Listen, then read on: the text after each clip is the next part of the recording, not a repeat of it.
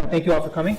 It's nice we have a few people in the room who had interned at Vox this past summer, so it's very nice to see all of you who did. It's a busy day back in my office, so I'm very glad not to be there. When I was talking with Andy about sort of topic and how best to come into this, I wanted to try to get past the narrative I think we've all heard about Trump's war on the press and war on the media, for a reason I'll get to in a second. It's accurate, but it's reductive, and it's only half accurate, and I'll come back to that.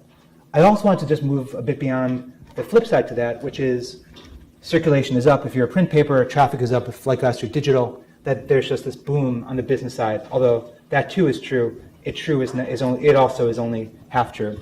And I'll talk about both of those in a second.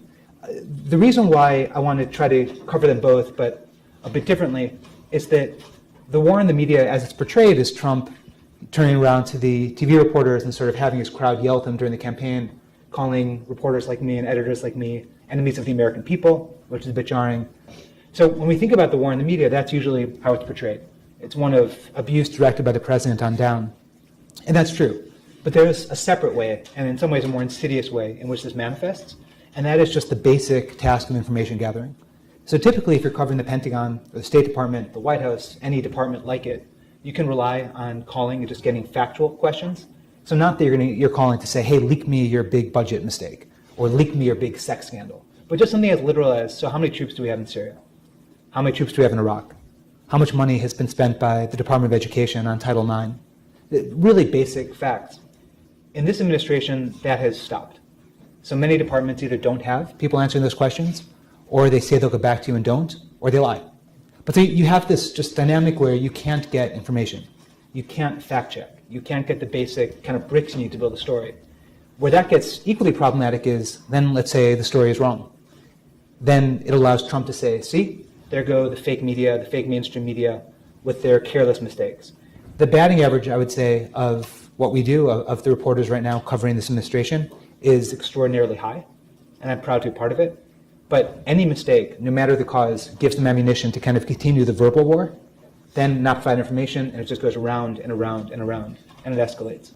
That said, we're in a situation where what we do has little impact in some ways, which is profoundly depressing.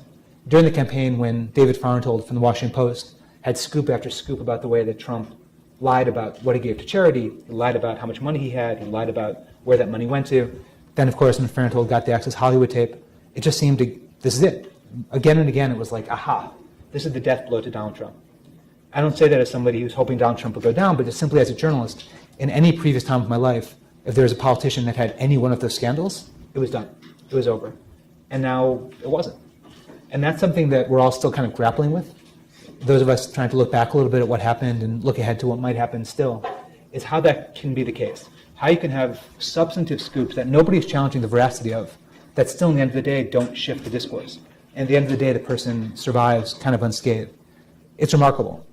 Election night at Vox, like everywhere else, we had our Hillary stories pre-written. We had some Hillary videos pre-done. My team had a Trump video done, which I was kind of proud of in retrospect, and a Trump article done that I was proud of. But like everyone else, we were 100% sure Hillary was going to win or close to it. But it was remarkable. I mean, that was a night where journalism on the whole, collectively, right-wing and left-wing, conservative and liberal, mainstream, however you want to dice it, everyone, and Trump himself and his staff, everyone was sure it was going to be one thing. Everyone was wrong. And the next morning, we woke up to this changed world. We've been trying to deal with that ever since. I was joking with Andy before I started that I had in my office, they know to text me if the world ends in the course of this next hour. And it won't end, obviously. I mean somewhat facetiously, but who knows what will take place between when we started and when we finished talking right now. Who knows if there'll be tweets about threats to North Korea, if there'll be tweets attacking members of Congress, Republican or Democrat. Just the cycle itself, this news cycle where it changes 30 seconds in, 1 minute in, 10 minutes in. Colleagues at the Washington Post have a rotation where starting at 6 in the morning, every 15 minutes a different reporter watches the Trump Twitter account for 15 minutes, then the next one, and then the next one, the next one. And it's nuts on the one hand. I mean, these are tweets. And on the other hand, these are the words of the President of the United States. And it's sort of squaring those two things and trying to figure out how do you cover a president who sets policy over Twitter is difficult. It's difficult when, as I said kind of at the outset, when you then say, okay, we have this tweet, what does this mean? Nobody answers the question. And then it gets even more difficult when you try to answer it as best you can, and then suddenly this barrage of hatred starts pouring in upon you. As Andy said at the outset, I came to Vox a year ago. Vox at the time was beginning to make a bit of an evolution from a site that launched and has had thankfully a lot of success pretty much as a blog that is moving much more towards reported pieces. And these are not meant to be reported like he said, she said, because that's of absolutely no value to me. I think the idea of straight objectivity is both a myth and an impossibility. Everyone brings their own thinking and their own biases, and we should be open about that fact. That doesn't mean you're not generous with the other side or you're not fair to the other side, but it does mean that the model that I think held until the Trump era, where lies were not called lies and falsehoods were not called falsehoods and bigotry was not called bigotry, is over. And that's not just over for us as a digital site, that's over from the New York Times, the Washington Post, not to my shame, the Wall Street Journal, where the editor-in-chief, who is a conservative columnist, has banned the use of the word lie in describing Donald Trump, which for a person who lies on average about 12 times a day, and I mean that number literally, is a hard thing to get past. But pretty much everywhere else, you've seen this shift where papers that would never have used the word lie, that have gone to these incredible contortions. Some critics would say that Mr. Trump's comments were inaccurate, that kind of nonsense. Now just say Trump lied, flatly. And that's true across the board, and it's healthy. But I think that's part of the shift that is a challenge for journalists starting now, which is how do you balance fairness, which is not the same as objectivity, when for many decades they were taught to be the same thing. And they're not. They're not. Especially when trying to be objective in an era like this, even if you strive towards that point, it's very likely a disservice to your readers. If you're trying to say that there's another side to supporting bigotry, racism, anti-Semitism, neo-Nazis, if you try to say there's a legitimate other side, you're failing as a journalist and as a human being, frankly. That's not what we should be doing. Holding truth to power means at times saying power is one of those things. They're liars, they're bigots. That's what we're dealing with now in this White House. And it's tricky, because there are also ideas that come out of the White House that are not terrible.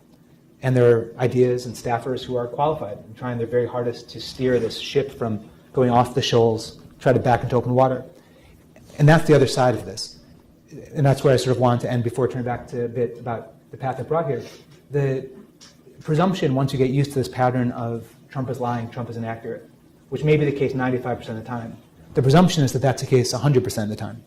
And that you just dismiss out of hand whatever the White House says as false, as baseless, as poorly thought out, which is also a disservice to readers. And it's a hard one to avoid, because if time after time after time after time after time it is baseless or it is dishonest, but then one of those times it isn't, it's easy to overlook that one time. In years past, I've been speaking here about different topics, and questions would often be raised about journalism, sort of the industry. You know, is there money? Will papers go out of business? Are they firing people? If it was an event at the DP, are there jobs? Yes, there are jobs. Papers are not firing people in the way they were. Journalism is doing very well. Vox, thankfully, is profitable. We're expanding. But then the question is, if there's a thriving press financially, whose impact is more minimal than ever before, where does that leave you? I don't know the answer to it. It's something that I would love to hear in terms of questions or where you all think it is. But I think that's the reality of where we are right now. The best of it is that journalism is stabilized. For the most part, it's profitable. There are places that have cracked a little bit what people will read, what kind of videos they'll watch, what podcasts they'll listen to. Parenthetically, my podcast is called Worldly. Subscribe. It's really good. Places have begun to crack that. Places have stabilized and are hiring. This is the good part of it. This is the glass half full. The glass half empty is the impact is not what it once was. I don't know how to change that, and that's the glass half empty. When I left Penn, I wanted my whole life to be covering a war. It was the thing I wanted to do because I thought there was an honesty to it. You know, what I do now, sitting in an office, which is much less fun, you're making phone calls, or you're meeting a person in person, but basically you're asking someone else to tell you their view of what's happening. You're not seeing it yourself. If you're there yourself, if you're part of it, if you're embedded with that unit, you're not asking if the mission worked because you saw if it worked. You're not asking if someone died who shouldn't have because you saw that person die. If it's on something as horrific, frankly, as watching a person die next to you, whether Iraqi or American, again, you're seeing it.